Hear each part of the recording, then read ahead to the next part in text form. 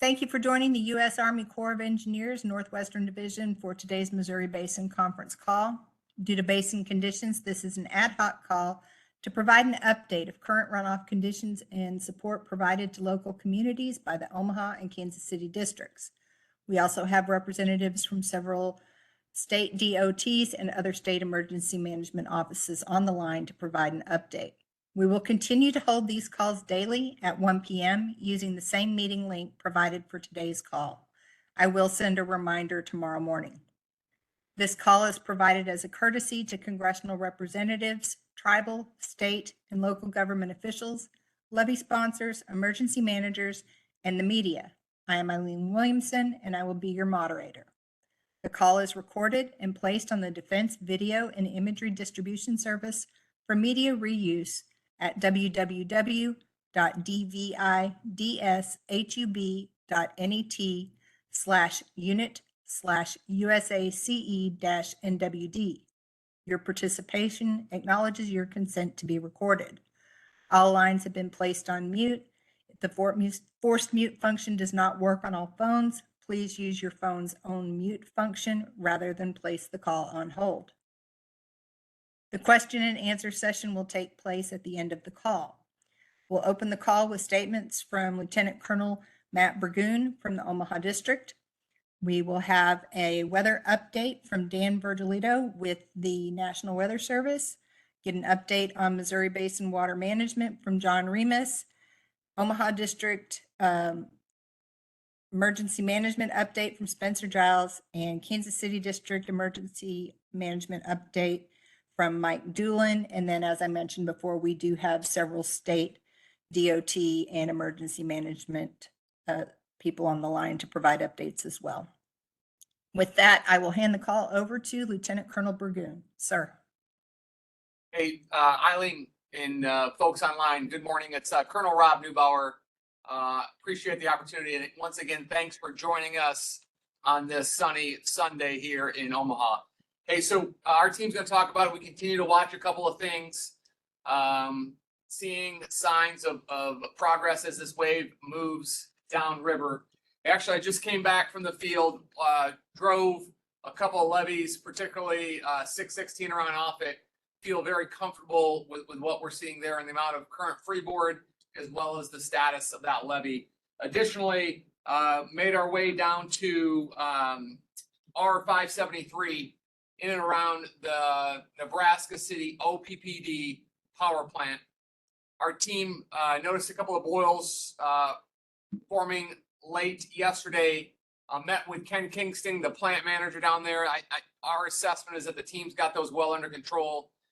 We had some sandbag rings laid out, and all indications report that these are under control. We'll continue to monitor that. And then came up the eastern side and the Iowa, hit 601 and a couple of Council Bluff levees. Again, assessment is pretty good.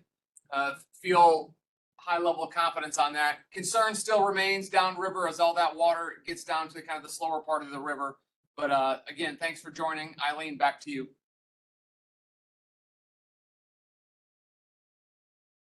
Thanks, sir. You guys like to keep me off guard. I'm going to hand it over to Dan Virgilito with the National Weather Service.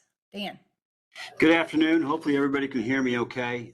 First, we'll go through points of interest on the Missouri River. As far as crest, I think the biggest changes maybe have been a couple tenths, and that's pretty much it.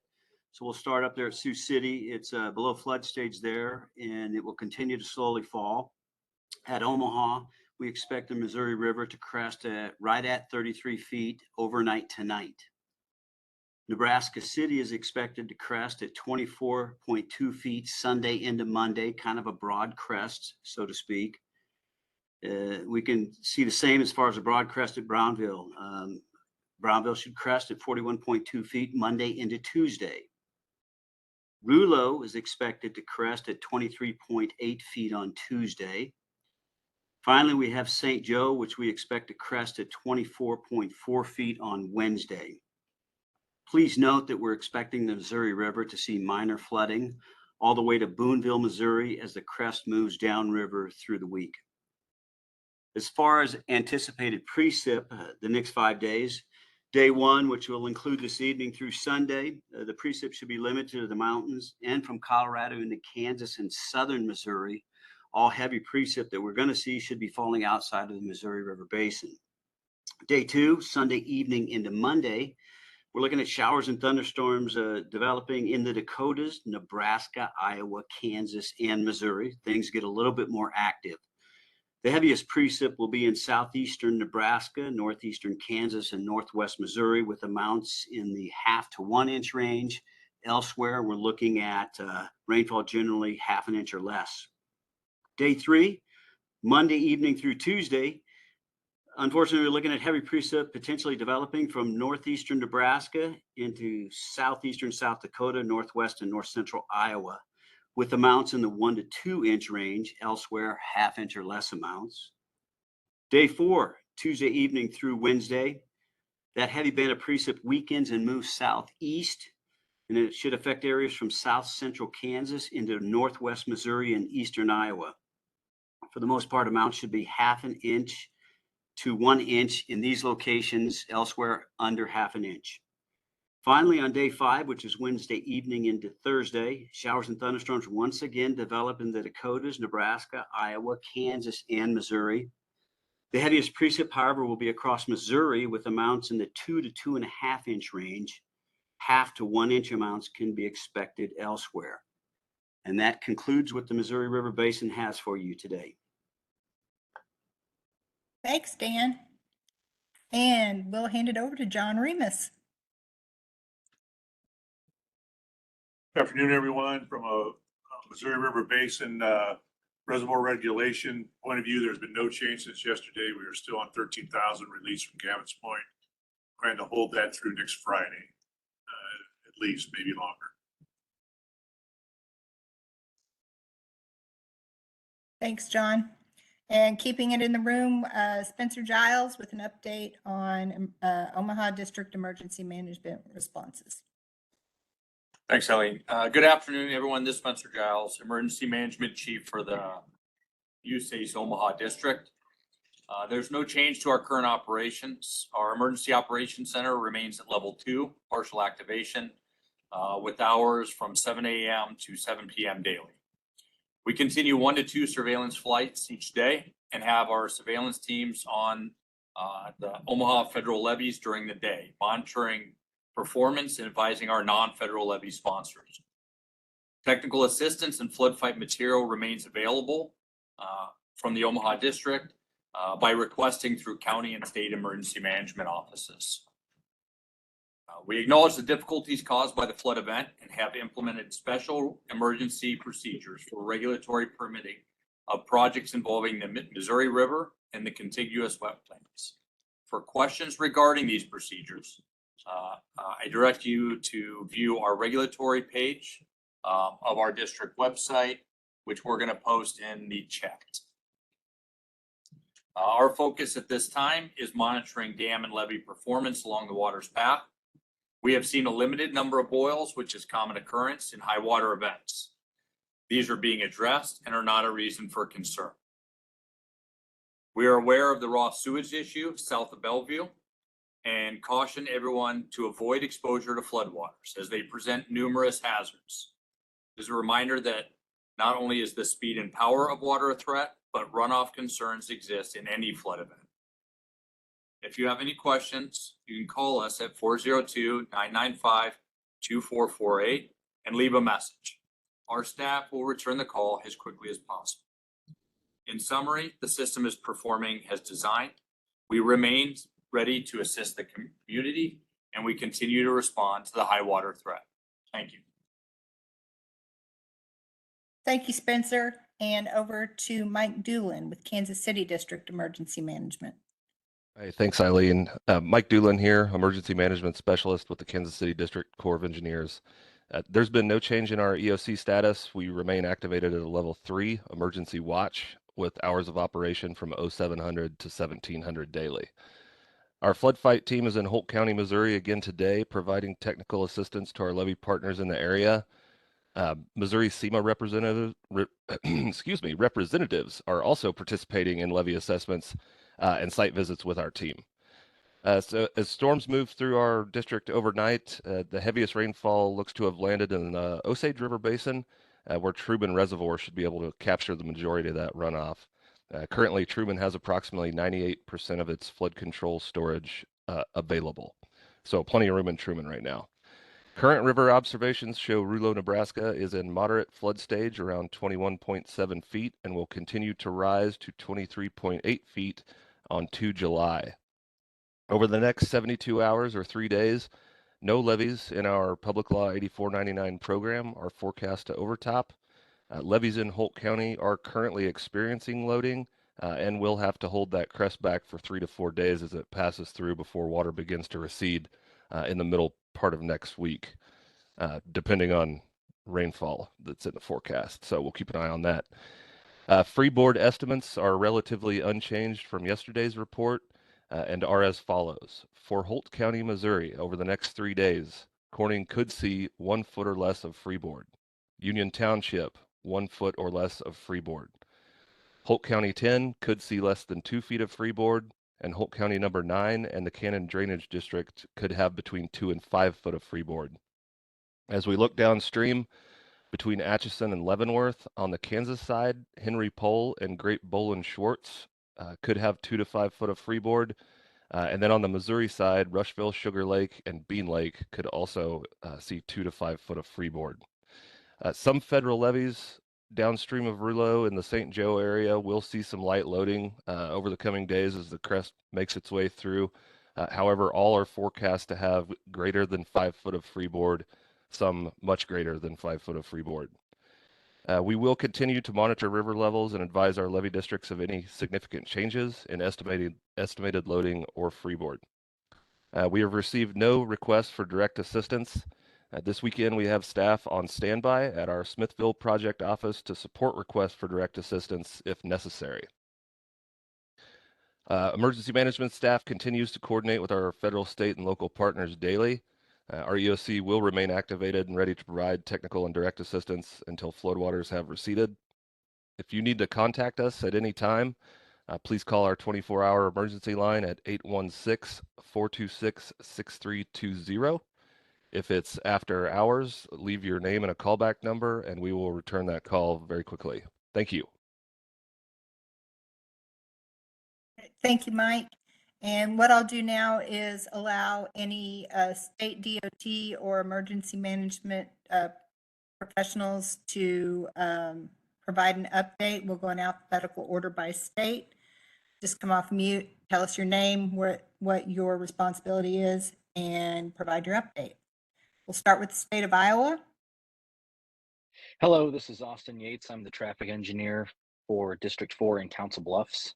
We have no changes since our last report yesterday. Still same stretches of Interstate 29 and Interstate 680 underwater.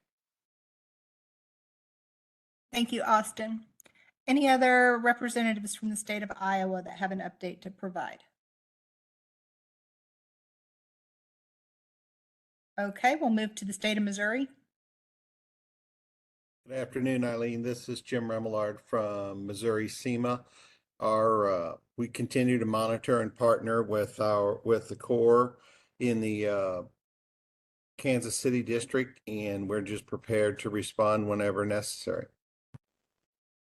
Thank you. Any other state of Missouri? I'm going to ask just in case, state of Kansas. Okay, moving to Nebraska. This is Jessica Sherwood with the DOT. No changes. We just continue to support Iowa's closures. Thank you, Jessica. I know there's more, state of Nebraska.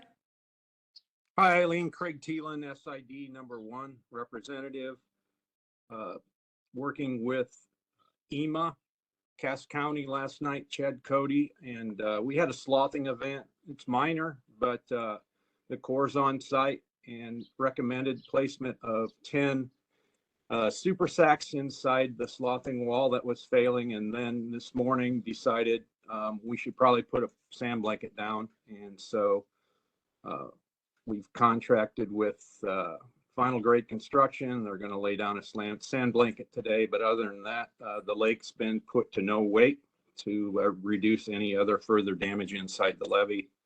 But plans in place and everything's going as planned. And thank you, Colonel, for all the support from the USACE team on site, and you too, Eileen. That's all I have. Thank you, Craig. Appreciate that. Any other state of Nebraska? This is Sean Runge from Nebraska Emergency Management. Just want to echo the thanks for the partnership to the Corps, supporting Nebraska and our local jurisdictions' needs. And again, we stand by to continue to help our local partners and our other state partners as we need to. Thank you, Sean. Okay, state of South Dakota.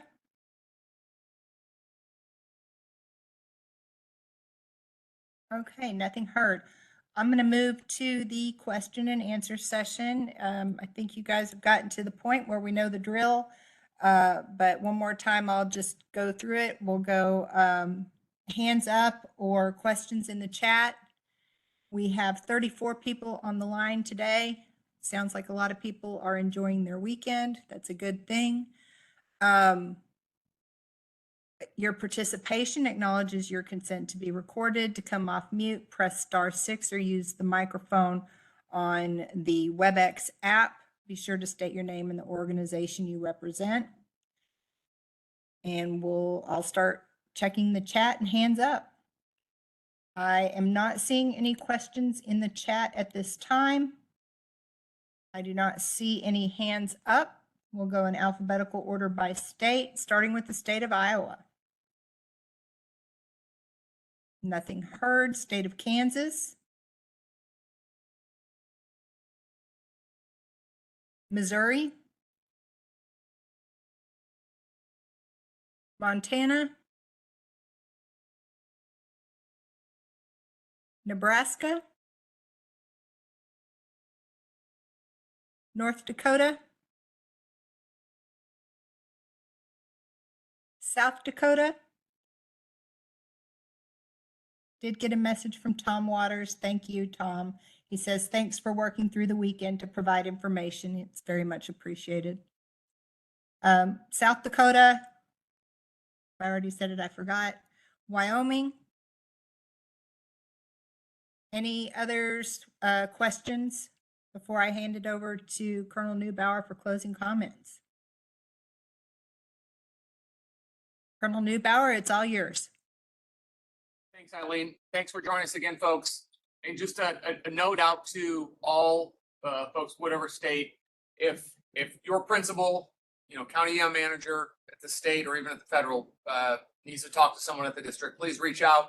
Our POC is Kayla Ackerdut-Morch, well known in this this crowd. So the offer's out there. Again, we aim to be as transparent as we can and let you know whatever information we have, you have. So thanks for joining us. We'll see you tomorrow. Thank you, sir. That concludes today's call.